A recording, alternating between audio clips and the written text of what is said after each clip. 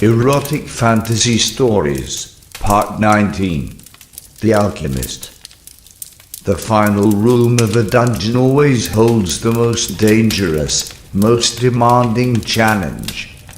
Every other room before it pales in comparison, and you never know what awaits you.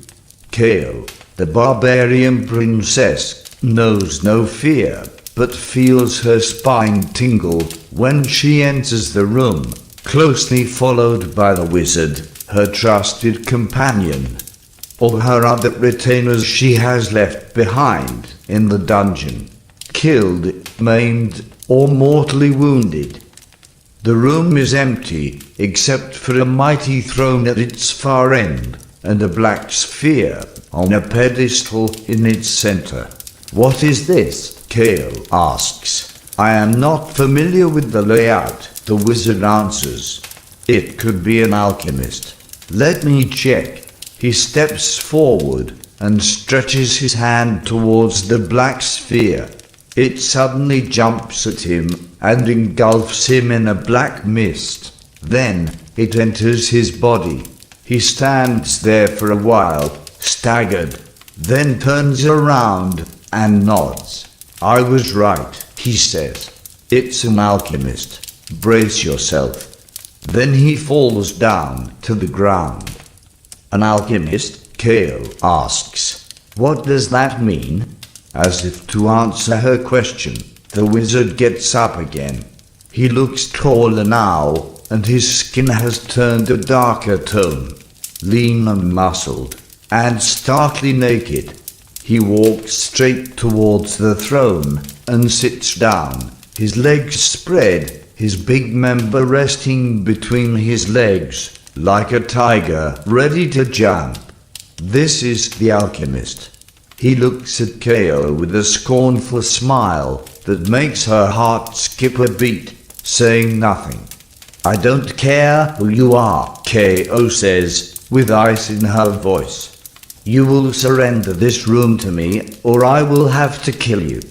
The alchemist smiles. "Kill me," he says, with a deep baritone voice that pierces right through her marrow and bone, making her shudder. "Is that how you solve your problems?" Ko nods defensively. "Usually, yes."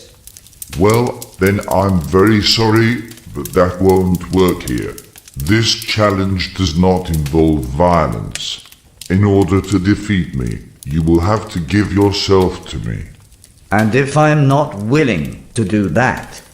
"Then you are free to leave." The alchemist answers and points towards the door. "Without gaining the experience, and without gaining the treasure." Ko looks at him for a while, then turns around and leaves. "Stop." The alchemist says. Ko stops.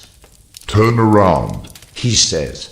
Ko turns towards him, looking at the thing between his legs. Pearls of sweat appear on her forehead, tickling down her cheeks towards the corners of her mouth. Salty. She cannot take off her eyes. Overwhelmed by a sudden weakness, she sinks down to her knees. Her battle axe falls to the ground beside her. The alchemist throws her a package of cloth. "Open it," he says. She opens it. The package is full of pieces of thin clothing. She takes out a piece and holds it up. "What is this stuff?" she asks. "It feels like I could shred it by just looking at it." "It is called silk. It is very rare and expensive. Do you like it?" Ko looks through the pieces of silk. "What is this?" "It is called a slip. It goes between your legs. Usually. Try it on." Ko takes off her rough loincloth and puts on the silk clothes. When she is finished, she wears much more clothes than before, covering most of her body, but somehow she feels less clothed, almost naked. The softness of the silk causes a strange sensation on her rough skin, making her feel soft herself. An odd, but not unwelcome feeling. Are you ready for the challenge? The alchemist asks. She looks at his thing. Did it just move? Yes, she replies with a hungry look on her face. Bring it on. Very well. The alchemist says. Turn around. Lie down on your belly. Yes, like that. Now, raise your butt and spread your legs. Higher. Much higher. Yes, like that. Very good. Now raise your skirt. Not so hasty. Do it slowly. Right. Very good. Roll it up on your back. Now lower your slip. More slowly. Yes. Stop. Keep it there on your thighs. Lift up your butt a little more. Keep your legs spread. Show me everything. Yes, thank you. How do you feel? Kate's heart is pumping. Her head is red like a tomato, and she feels all wet and juicy between her legs. She can feel him look at her most valuable piece, spread before him like a present in a half-open wrapper. She tries to spread her legs even further, but it doesn't work. So she uses her hands to pull her butt cheeks apart, her fingers to pull her lips apart, allowing him to see even deeper inside of her. She stays in this position for a while, feeling something that she cannot describe because she has never felt it before. This might be what others sometimes called embarrassment, she thinks to herself. But she has always pictured it as something bad. Instead, it makes her horny. Really horny. Almost like cutting someone's head off, but not as satisfactory. She wants the alchemist to step down from his throne and finish the job. Did you hear what I said? The alchemist repeats. How do you feel? This. She realizes that she is stuttering, turning her on even more. She hears something hitting the ground beside her. Did the alchemist just throw a stone at her? She looks at the thing, and yes, it really looks like a long stone. She sits up from her awkward position, grabs the stone, and turns towards the alchemist. What is this?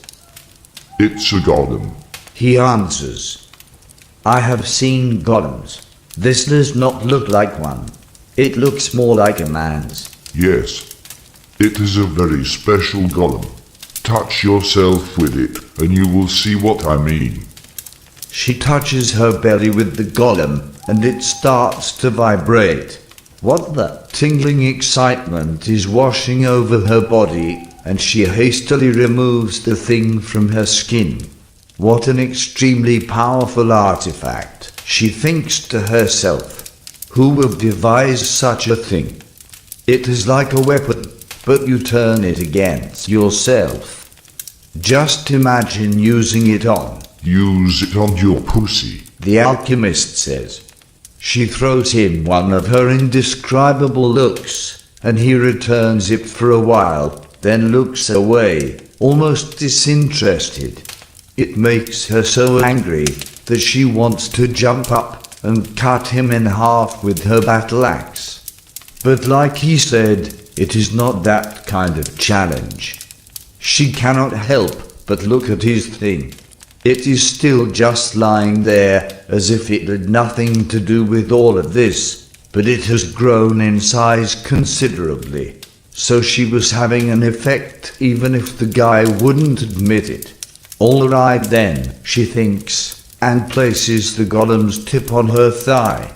It starts vibrating again, sending shivers through her body.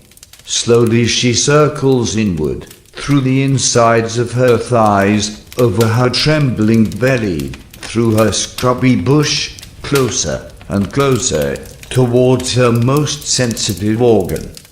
This golem, this magic artifact, would fetch her millions of gold pieces on the artifact market, but she wouldn't want to part with it in 1,000 years, not for all the money in the world.